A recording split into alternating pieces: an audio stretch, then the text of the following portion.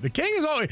LeBron's always good about sending a very passive-aggressive message to us on social media. Yesterday was no exception to that. Of course not.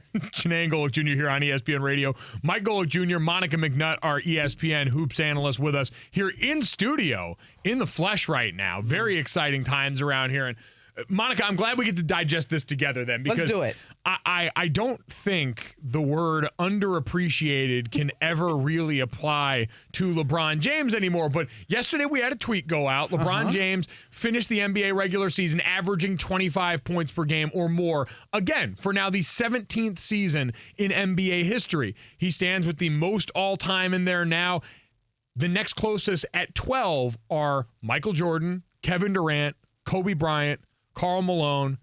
Bron has now done that 17 straight seasons. And he tweeted, since I was 19 years old, and I'm a pass first guy. Always been. That's why I've never mentioned with the greats of scoring. That's perfect because I'd rather keep it that way. Hashtag the kid from Akron. Hashtag SFG. Hashtag James Gang. Hashtag blessed. He loves hashtags, by the way. It's outrageous. My new rule is 4 hashtags for every passive-aggressive tweet I put out about myself. Okay, I got to think of them, though. Hashtag McNuts and bolts. Okay, focus. That's so good. All right, question. I say, so question, Monica. Is LeBron James McNuts and bolts? That one's going to ruin me for the rest of this segment now. I'm going to try and compose myself here and get down to the McNuts and bolts of this situation. So, is LeBron James, have we actually underrated him as a scorer? Like, why is this a thing with him? Because clearly there's an insecurity here if he's tweeting about this, right? Yeah. So, okay, here we go. Let's go words. Scorer versus playmaker. I think LeBron is agitated by not being considered in this class of scorers. But to me, LeBron is the better playmaker out of all of these guys, personally.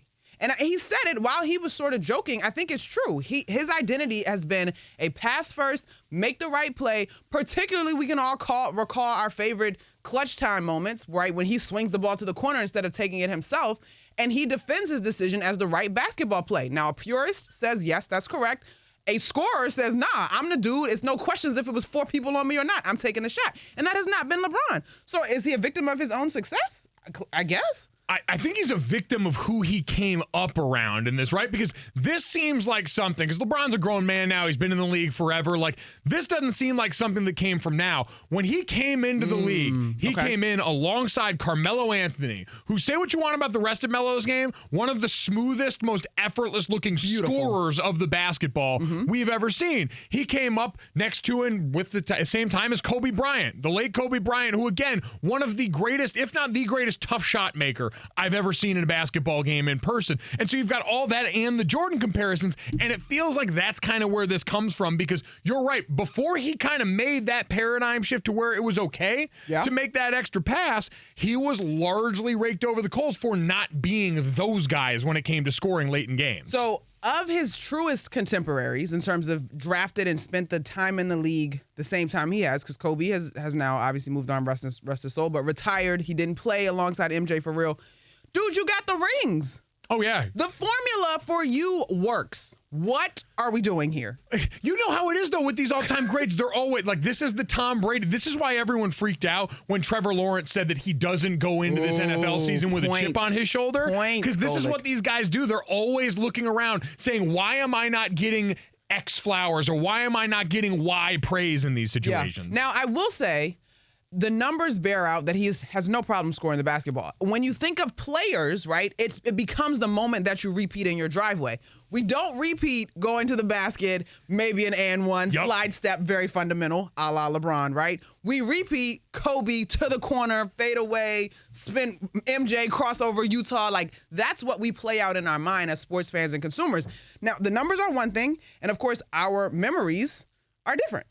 They are. And LeBron is going to go down top 5 in almost every meaningful category. He's third on the all-time scoring list, over 35,000 points right now. But you're right. I said this jokingly this morning when we were talking about this. It's because LeBron's a big guy. I don't think it's a joke. Like, it's because he is, and I mean big, muscle-bound looking dude, where it's never been, like, LeBron James' development has been from the restricted area back as a player. It was always so easy with his God-given ability to get to the basket and go do his thing near the court. And then it was he got down to Miami, and it was, all right, LeBron needs to develop a more consistent post game. And then it was extending out to the point where we get into most games during the second go-around in Cleveland or even going back to Miami. And if LeBron lit you up for a couple from three early in the game, you knew it was over because you knew there was, if he's going to start being able to stroke from the outside, there's no way another team's going to be able to stop him. But it never looks as smooth as when Kevin Durant does it. It never looks as smooth and effortless as Carmelo dribbling out, taking long mid-range jumpers back when that was socially acceptable. And so that's always been the difficulty. He's just been a victim of being a big guy. I give you that. I actually think that's a keen observation. I will say, LeBron, please let go of the scoring part. We will always remember coming back from down 3-1. And that you, my dude, and then the cupcakes at the Halloween party, like you. Oh, man. Listen, Pettyville, mayor.